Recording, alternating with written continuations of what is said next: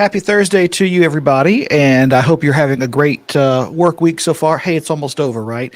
I'm CJ Lemaster, the investigative reporter here for WLBT, and we are here talking to you. Let me fix my collar a little bit. About some of the latest news stories in today's digital news update. I want to thank all of our viewers who are watching right now on Facebook as well. You can check us out on the app. You can look at us on our OTT platforms. And of course, we appreciate all of you watching. We've got about 10 in the chat room so far in the Facebook Live chat or the Facebook Live. Gosh, just saying that makes me feel old. So I apologize for that. I'm setting folks back. I'm like, oh, he doesn't know how to use social media. I do a little bit. I promise you. I dabble a little. I want to show you some of the stories that we're working on first. This is something that we first started telling folks about, earlier this week. We're talking, of course, about the Mississippi River flooding. Now, if you live in Vicksburg, you already know that, of course, especially near the riverbank, people have already been getting the word out that there is that danger of flooding coming up by sometime by the 20th, at least according to some of the official forecast that we're seeing from the National Oceanic and Atmospheric Administration. I want to show you some video now as city and county officials say that all that rain from up north is flowing down the river and it's causing the Mississippi River to swell. All day yesterday, crews were building flood walls to keep all of that water inside and prevent major flooding there. Now, this is because of, again, constant rain from the Ohio Valley and parts of Kentucky that's causing those river levels to rise. Warren County Emergency Management Director John Elfer says they anticipate the river to crest at about 48 feet between the 19th and the 20th of April. Right now, the county is working in conjunction with MEMA and the Army Corps of Engineers Vicksburg District to build flood walls in some of those flood-prone areas. This is not the first time we've seen 48. We went to 57.2 back in 2011. That was a big one. We don't anticipate that this time, but 48 is a moderate flood. Going to have numerous streets and roads closed, to include Highway 465 that runs between Highway 61 North and the Eagle Lake community. Now, again, when this kind of event happens, Elfer urges anyone not to drive through closed-off streets and not to swim or play in the floodwaters. About a week or two is when Elfer says the floodwaters should recede and those river levels should go back down. But again, that only depends on rain conditions up north. I want to tell you about another story that we're following. This is a Vicksburg man who is wanted. Let me get this. I'm sorry about that. My buttons are out of order here to try to get everything to you. This man right here, if you've seen him, please reach out to Vicksburg police. This is 38-year-old David Evans. He's wanted for aggravated domestic violence. Now, he was last seen driving a 2017 black Mitsubishi truck. According to Vicksburg police, he has a past criminal history and should be considered armed and dangerous. Please contact the police department or Crime Stoppers if you know where he is. I want to tell you about another story that we're following. These are basically bond for two different individuals has been set in a homicide case that Jackson police are working. I want to show you their pictures here. Now, this is on your screen here, two relatives who were accused in a homicide case here in the capital city. Jacob Falcon and Levi Falcon both had their bonds set at $250,000. This is an uncle and his nephew. They're accused of killing Antoine Thomas on Stokes Robertson Road last month. Thomas's body was found with multiple gunshot wounds in a burned car on the road on the 4th of that month. And again, if you have any information about this case, please reach out to the Jackson Police Department. We're also continuing to follow another story out of the capital city today. You may remember we told you about how residents could soon pay more on their water bills. Well, Tuesday, we heard from city leaders. Now we're hearing from residents. And again, we're talking about let's see, there we go. Sorry about that. A little slow today. I'm trying to get the hang of these things while Kara's out. Of course, we spoke with several residents upset, not in favor of having to pay more money. Jackson Water is, of course, the company that oversees the city's water system. It's proposing an 11.7% increase. Many we talked to say that's too much. My reaction is, it's too much. It's bad enough that they done raised it one time. That was too much. We can't afford to pay this kind of money. My water bill is $82. The money that I get per month don't change. That food and that everything go up more and more. So how do I supposed to live? And these other people, how do they supposed to live?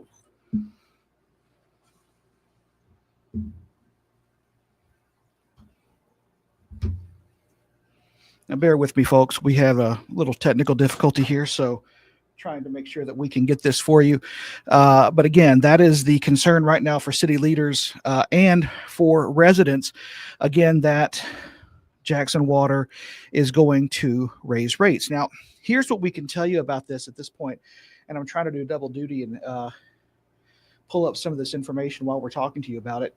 But basically, at this point, Jackson Water, of course, as you know, is the interim third party.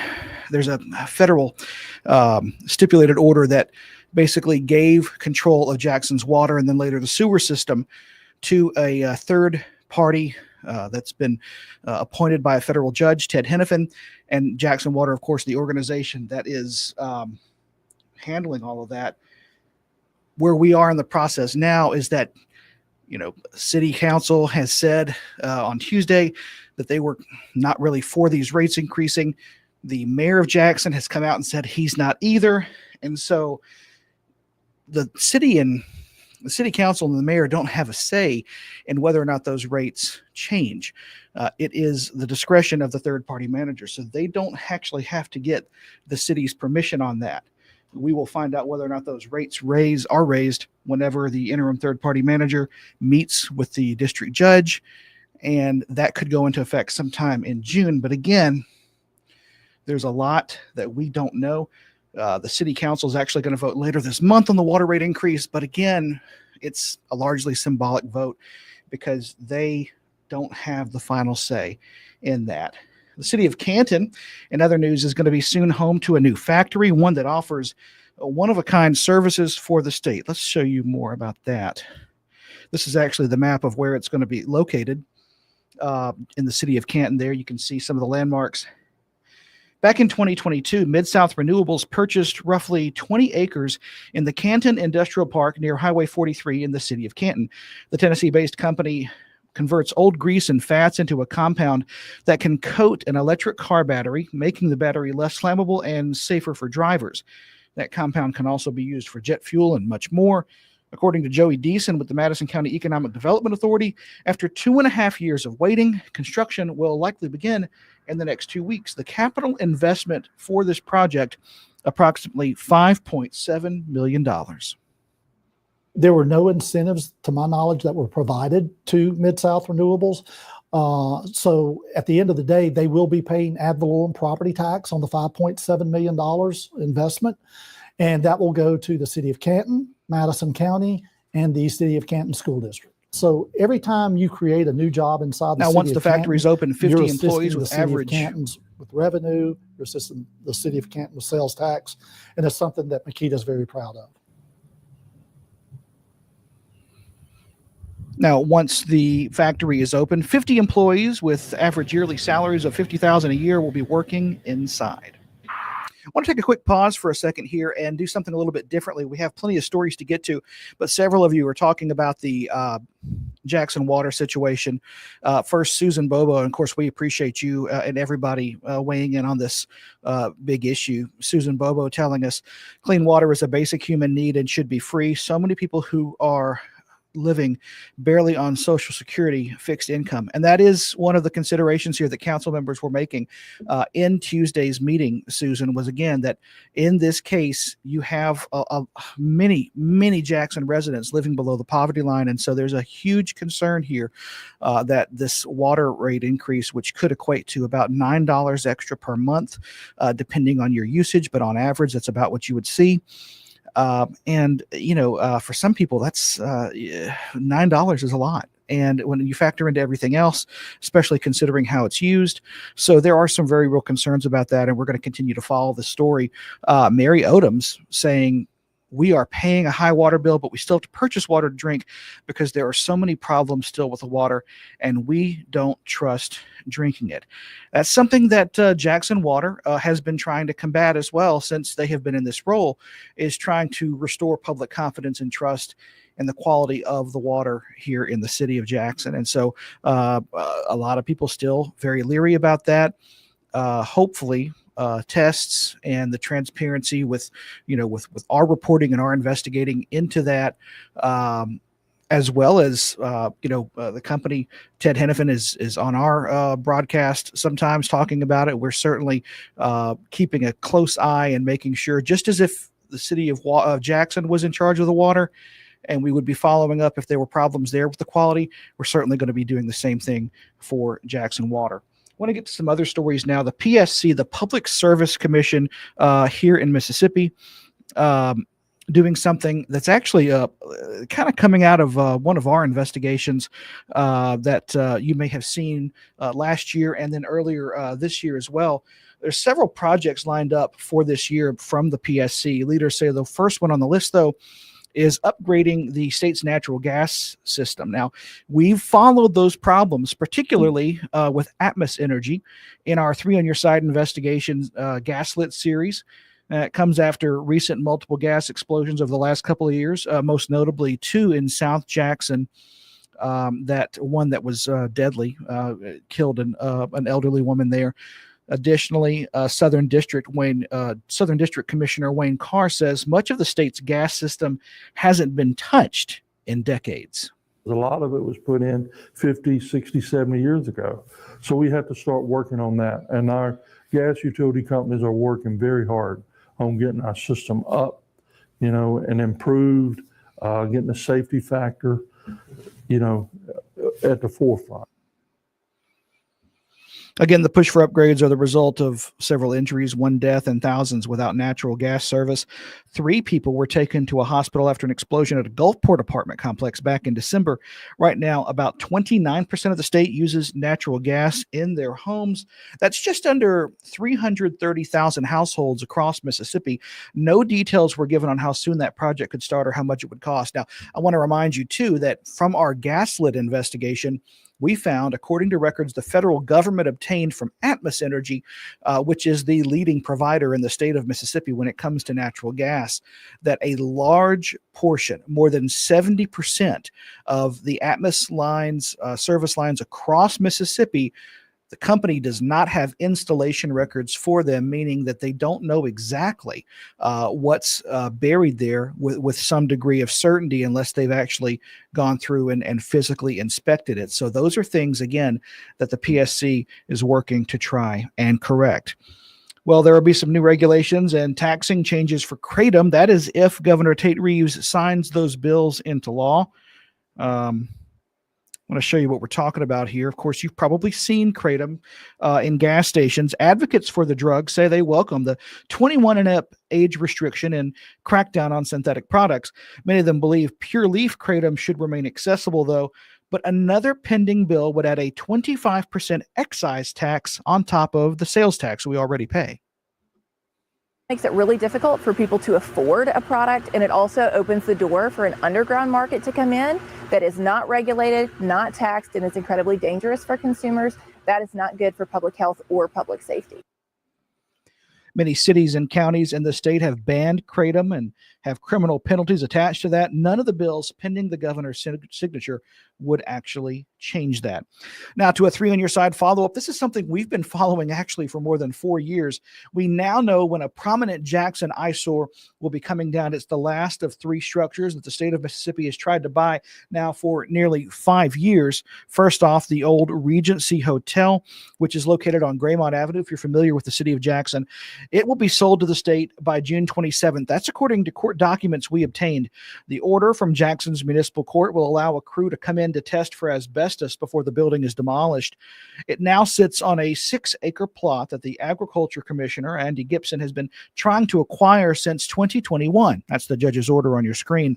The state already purchased 2 other properties next to Regency and tore them down. The old Dennery's restaurant and the Oyo Motel. Gibson says campsites and landscaping could replace the structures in the future, but nothing official has been decided. There will be some new regulations and taxing changes for, I don't know why that is the wrong script there. I apologize. This is a statewide protocol for child abuse response, something that the Attorney General has been working on. And this is actually a really big deal here in the state. It's essentially a task force of sorts that the AG has been working on. I want to get you some more information on that in just a second here. But I can tell you that this is something that the Attorney General has been talking about for some time. It is something that she has been, well, you'll hear from her. We'll give you some more information. Just here's what she had to say. And it's so important because we need to urge everyone across our state, in all of our communities, all of our community leaders to be ready to provide the resources that we broadly developed through our partnerships, make it available. Make it available through our churches, our schools, medical facilities, and community centers. So this new initiative is known as the Mississippi Statewide Protocol for Child Abuse Response. Is an effort to provide communities across, or continuity across the state, on how child abuse cases are handled and to minimize stress for the child in the legal process. They also placed, as you saw, special blue pinwheels on the Sillers Building's lawn to honor victims in the state. And it's so important because we need to urge everyone across our state, in all of our communities. And of course, we apologize for some of these hiccups here, folks. It's all my fault. I'm going to take complete responsibility for that. We thought we had the right script on that story, and we didn't. I want to go to something else now in Warren County. Excuse me. If you live in Warren County, there's a new community alert system that you can sign up for. It's something called HyperReach, and it's kind of similar to what you may have seen before with the Code Red system. It's something of an upgrade to that. It will be replacing Code Red by next month. If you live in Vicksburg, text alerts to 601-429-0444. If you live in the county, text alerts to 601-429-2029.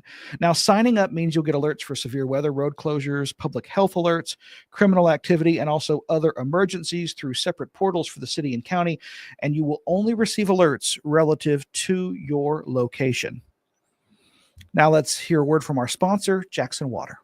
Time for a neighborly tip from Jackson Water. Is it okay to pour fats, oils, and greases down the drain if I run hot water? No! What if I run the garbage disposal? No! How about if I use dish soap at the same time? No! Instead, hang on to a few containers to store and toss old cooking fat and grease once you're done. Jackson Water. Water for all the time. Welcome back, everybody. Again, I'm CJ LeMaster, investigative reporter for WLBT, and we still have some news stories to get to, some national headlines that we want to let you know about here on WLBT Plus. The first, of course, involving tariffs, and that has been in the news a lot lately. China now raising its retaliatory tariffs on U.S. goods to 84% beginning today. This comes after President Trump announced a 90-day pause of steep reciprocal tariffs on dozens of countries except China. Tariffs against Chinese goods are now 125%. Beijing has vowed to fight to the end. China's Ministry of Finance announced it would match a 50% tariff on all imports from China that President Trump announced on Tuesday with its own 50% tariff. Last week, the two sides traded 34% tariffs on each other that are also taking effect right now. At the White House, during an event yesterday, President Trump spoke about his decision to pause tariffs for 90 days for every country except China, which he raised to, again, 125%. We want to share with you now some of what he had to say about that decision. Well, I thought that people were jumping a little bit out of line. They were getting yippy, they were getting a little bit yippy, a little bit afraid, unlike these champions. Because we have a big job to do. No other president would have done what I did. No other president. I know the presidents, they wouldn't have done it. And it had to be done. What was happening to us on trade, not only with, if you look at it, not only with China, but China was by far the biggest abuser in history, and others also. But somebody had to do it. They had to stop because it was not sustainable. Last year, China made $1 trillion off trade with the United States. That's not right. And now I've reversed it. Well, Trump's announcement sent stocks surging this following days of losses. Investors cheering yesterday when the president paused most of those new tariffs, but the largest bank in the U.S. says that party will be short-lived. J.P. Morgan Chase issuing a new report just last night, sticking with its forecast that there's a 60% chance the U.S. is heading into a recession. The bank's economists say the 10% universal tariffs are still in place, are still a large shock. The massive 125% tariff on China, also a problem. There's also the matter of uncertainty. The tariff pause is only for 3 months, and J.P. Morgan sees that U.S. war on trade far from over. A bill that would officially rename the Gulf of Mexico to the Gulf of America is working its way through the House right now. That's the U.S. House. I want to show you more about that now. The House Natural Resources Committee held a markup hearing for the bill yesterday. House Bill 276, known as the Gulf of America Act of 2025, would give the U.S. government 180 days to update the name of the Gulf in federal documents and maps. The bill, which was sponsored by Georgia Representative Marjorie Taylor Greene, has been in the works since President Trump signed an executive order back in February renaming the Gulf. During yesterday's hearing, Democrats pushed back on the bill as a waste of Congress's time in the face of economic upheaval caused by this new tariff policy. It's still the Gulf of Mexico. It has been for a couple hundred years, and I assure you it will continue to be in most of the reality-based world, no matter how much theater we bring to this in this committee. President Trump has made it a priority of his administration to make America energy dominant, and that starts in the Gulf of America. It is nearly impossible to overstate the importance this region has in securing a future of American energy dominance. Now, similar laws have also been proposed at the state level by Republican-leaning states along the Gulf like Texas and Florida. Hey, how about this for a switch up? We want to tell you about a Citizens Fire Academy that you can participate in. It's pretty fun. It's through the Jackson Fire Department. They're actually looking for you to be able to join their academy. You can sign up from April 28th. Let me say that again. You can sign up for that academy that lasts from April 28th to May 5th. It's free. The class size is limited to 25 people. You must be at least 18 years of age, and you're expected to attend 80% of the class to receive a certificate for graduation. The deadline, most important to sign up, is April 24th. And we want to end you with something just positive. It's really cool. One local student newscast in Madison taking top prize given out by the Mississippi Scholastic Press Association. And it's a pretty special thing to see these students doing things that we do here at WLBT each and every day. These are high schoolers doing this. You can see them there. This is the St. Joe Bruins news team. Their student-run newscast, Bruin News Now, won the coveted Student Newscast of the Year from the Scholastic Press. The show that won the prize was shot at the State of the State address, where the students got to interview Governor Tate Reeves. This week, their weekly newscast was shot on the set of the school's spring performance. Schools actually won this award 3 times. Even when they didn't win, there have always been finalists in the competition. This year marked their first win since 2018, sparking a lot of excitement on the campus. As soon as it hit, Brew News Now won, best newscast in the state. We all just like erupted. We were all standing up, like shouting. It was one of the best feelings ever. Not only does the high school have an award-winning newscast, St. Joe's Middle School newscast also winning awards as well. I can tell you, when I was in middle school, I had no idea about any of this stuff. So just more bravo to them. The advisor and teacher for the high school group, Terry Casarino, we've talked to him many times. He does amazing work out there. His students certainly do too. And this is helping to give them the building blocks they need to, if they want to pursue a career in communications or in television, they can do that. And of course, if not, there are other opportunities too for that information that they're able to gather. And in terms of learning how to communicate more effectively, interview people, things like that, a lot of skills that are important in life, even if you don't go into the broadcast news business. We want to thank you for watching WLBT Plus today, as we had to deal with some curveballs, some technical issues, and some issues that frankly were from something that I accidentally copied and pasted in there on the script. But hey, we got through it, and I hope that the rest of your Thursday is more smooth than that. And of course, don't forget, at 2:30 today, First Alert weather update with our chief meteorologist, Dave Roberts, and another member of the First Alert weather team. We'll also have another update at 6:30. We're going to have our newscast starting at 4 o'clock that continues throughout that time period. And for the latest news, weather, and sports, check out WLBT.com. I'm CJ LeMaster. Thank you so much for joining us. We hope you have a wonderful rest of your day.